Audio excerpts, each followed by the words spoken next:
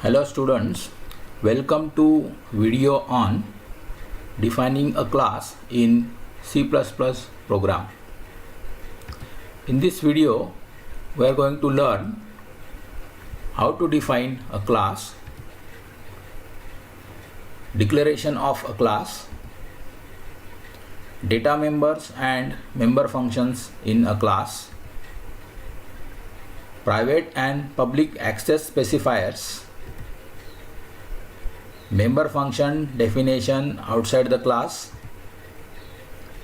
member function definition inside the class, and examples of class and member functions. So let us start with defining a class. When we are defining a class in C++ program, actually we are creating a new data type, that is user defined data type.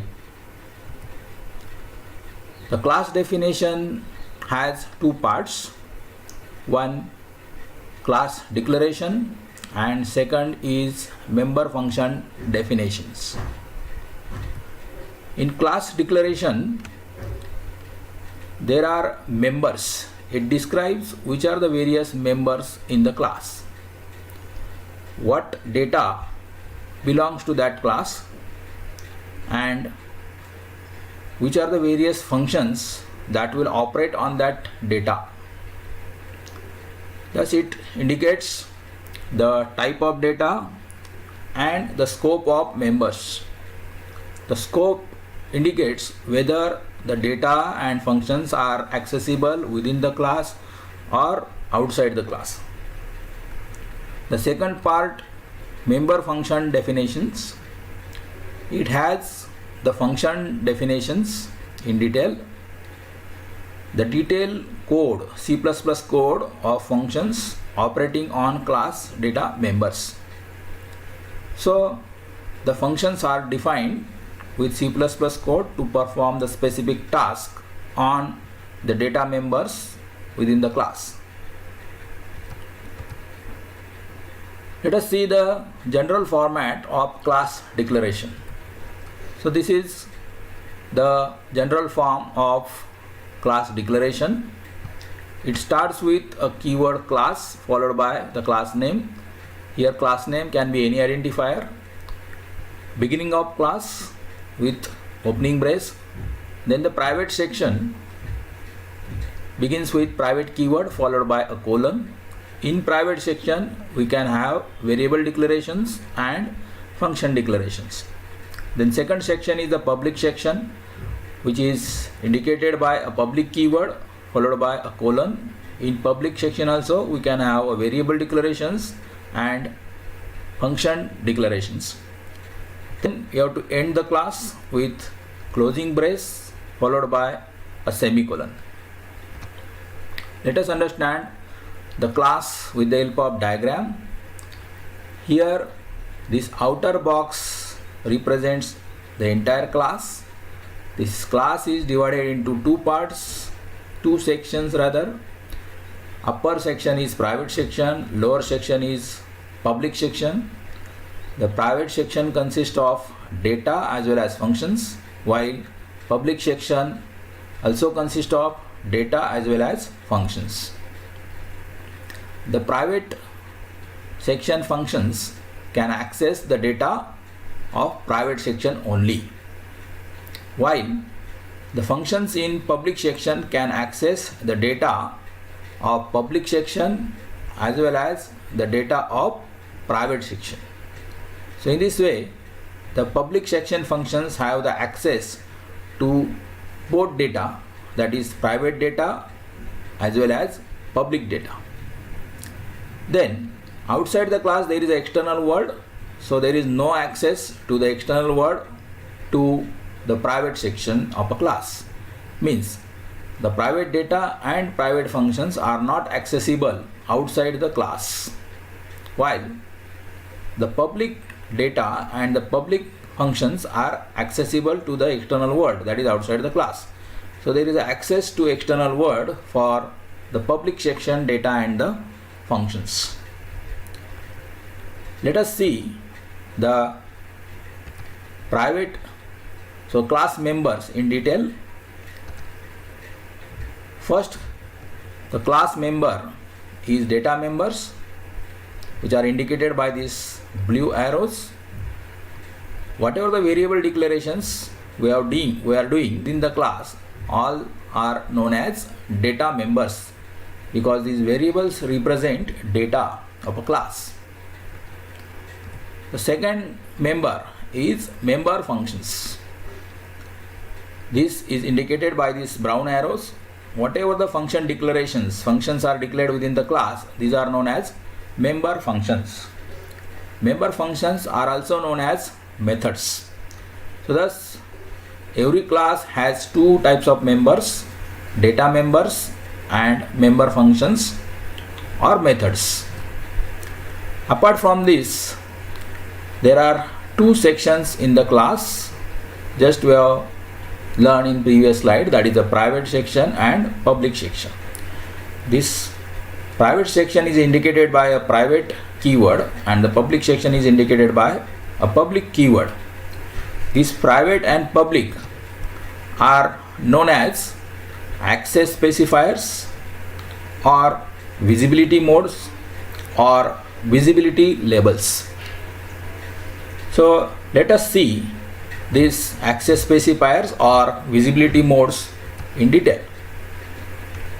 So first, private access specifier or private visibility mode, which is the first part of our class. Generally, variables are declared as private. Thus, these variables are known as private data members. So whatever the variables declared are known as data members, and the data members in the private section are known as private data members. These data members can be accessed within class only. As they are private, they are accessed within the class only. They are not accessible to the external world. In this way, the data members are hidden from external world, or you can say the data members are protected from external world, as they are not accessible outside the class or external world. The second access specifier or the visibility mode is public mode. Generally, functions are declared in this public mode. Thus, these public functions are methods. So they are known as public member functions or methods. These public member functions can be accessed within the class as well as accessible to external world. So unlike private data members, the member functions can be accessed within class as well as outside class also. Thus, public members are not hidden from external world. They are accessible, means not hidden, they are not protected. So whenever you want the data, which is the main entity of or class or the object, that is always declared in the private section using private visibility mode or private access specifier, while the member functions are declared in the public section using public access specifier or public visibility mode, so that the external entities can access these member functions, call these member functions, and the member functions will perform the operations on the data within the class, which are private data members. So this is the effect of private access specifier and public access specifier. They are also known as visibility modes or visibility labels. Let us understand the concept with the help of example. So here I am going to define a class item. So first of all I will write class keyword followed by item. Item is the name of my class. Beginning of class with opening brace. Now I will start the private section with private keyword followed by a colon. In this I will declare data members that is the variables. First data member is item number, which is of integer type. Second data member is name, which is a character type array. Third data member is cost, which is float type of variable. So like this, in this private section I declared 3 data members: item number, name and cost. Now let us go for public section. In public section I will declare the functions, member functions.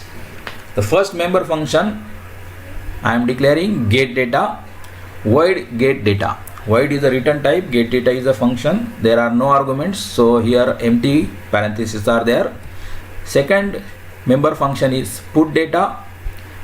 So get data function will perform the input operation to read the data for a class, and put data will display the data on screen. After declaration of member function, let us end the class with closing brace followed by semicolon.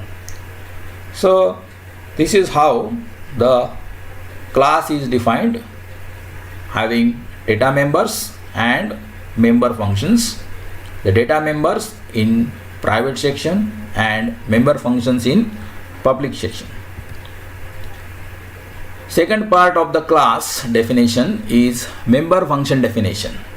In first part we studied class declaration. Now whatever the member functions declared in the public section, now we are going to define them. So there are 2 ways to define the member functions. First, function definition outside the class. The function code is defined separately after the class declaration. So in a class we have a single function declaration line. Now this function declaration we have to define in detail outside the class. That is, we have to write a code for that function outside the class. Second way is function definition inside the class. Instead of outside the class, you can write the function definition within the class also. So the function code is defined inside the class instead of only function declaration. So in function declaration, in class we have written a single line function declaration. Instead of that, replace that class declaration with the code. Let us see the member function definition outside the class, how it is defined outside the class. This is the syntax or the general format. First, the return type, that is what type of data the function will return. Then the class name, that is the member function is of which class. Then this is a new operator, that is a scope resolution operator, double colon scope resolution operator, followed by a function name, and in the parenthesis the list of arguments, that is argument declaration. Scope resolution operator indicates that the scope of function within a class. So the function is belonging to which class. So that relationship is established between the class and function using this scope resolution operator. Here the function belongs to this class. That is the relationship between the class and the function. Then beginning of function definition, declare the local variables if required. Then actual function body, here you will have the C++ statements or the library functions to perform the specific task of member function. Then at the end there will be a return statement to return the value and end the function. So this is the general form of member function definition outside the class. Let us understand with the help of examples. The first example we will see of the first member function, that is get data function. So this is the class. At the left side of your screen there is a class declaration. In the class declaration we have data members and member functions. In the member functions we have just put two lines of function declaration, void get data and void put data. Now this void get data declaration, for this we are going to write the function definition in detail. So here void is the return type, atom is the class name, get data is the function name, and parenthesis void is the arguments. So as per the syntax we studied in last slide, here you have to write this format, that is the header of the member function, void atom scope resolution operator get data void. So here the get data function belongs to atom class. Beginning of function. Now I will perform output operation to display a message, enter item number. Then using scene I will accept the item number value. Again display the message, enter item name. Using getS I will accept the name of item, then accept the cost of item and end the function. So this is the complete function definition of get data member function outside the class. Let us see one more example of put data. So in this class declaration we have studied this get data definition. Now let us go for put data definition. So again here void is the return type, item is the class name, put data is the function name, and void within parenthesis arguments. So here this line indicates that put data is the member function which is the member of item class. It is returning nothing, that is a void function. It is not accepting any arguments. Beginning of function, then I'll perform the output operation, display the item number, then display item name, display item cost, empty return, that is as it is a void function it is not returning anything, so return nothing, end of the function. So this is the complete function definition of put data member function. In this way we can define the member function outside the class. Now let us go for member function definition inside the class. The general form of defining the member function inside the class is very simple. It is just like a regular C function, that is a return type, function name, in the parenthesis argument declarations. Beginning of function, local variable declarations if required, the function body which will consist of the C++ statements to perform a specific task, return statement to return the value, end of the function. So this is the general format of member function definition inside the class. There is nothing new in this. We already studied in C programming how to define a function, that is how to write a function definition. The same format is there for member function definition inside the class. Let us define member functions inside the class using examples.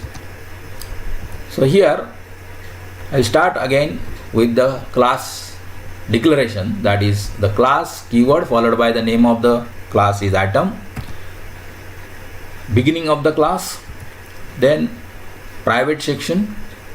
In private section I am going to declare data members. The first data member is item number, second data member is name, third data member is cost. Now I will go for public section. In public section I will declare or define member functions. Now as these member functions I am going to define within the class, so here there will be no member function declaration directly you have to write the function definition of get data and put data. So I will continue the member function definitions here on the next section. First, get data. So here, as per the general form we studied in the last slide, you have to write the return type, that is void, name of the function, get data, no argument, that is void. So this is the member function definition inside the class. The function is get data. Now write the code of get data. In the code, that is the function body, I will accept the value of item number, accept the value of name of item, accept the cost of item in the function body. So like this, here I have defined the get data function code in detail. Second, now I will start with the put data function definition. Here again the return type is void, put data, function name, void means no argument. So this is the header line of second member function, that is put data. Let us write the code for put data function. Display item number using cout, display item name, display item cost, empty return, as this function is not returning any, it is a void function, so it is empty return, end of the function. So in this way, now I have written the function definition, member function definition of get data followed by the member function definition of put data. Now I am going to end the class using closing brace followed by semicolon. So this is the complete class definition, which consists of private section. In private section, the declaration of data members, and in public section, the definitions of member functions, and then ending the class. So all are included in a single entity. In this video, we have learned defining a class means creating a user defined data type, because class is a user defined data type, or it is also the abstract data type. In a class there are two parts, declaration of class and member function definitions. In declaration of a class, we learn data members and member functions. Data members means variable declarations, and member functions means function declarations. The member functions are also known as methods. Then we learn how to define member function definitions, that is two ways: member function definitions outside the class and member function definitions inside the class. Thank you for watching this video on defining a class in a C++ program.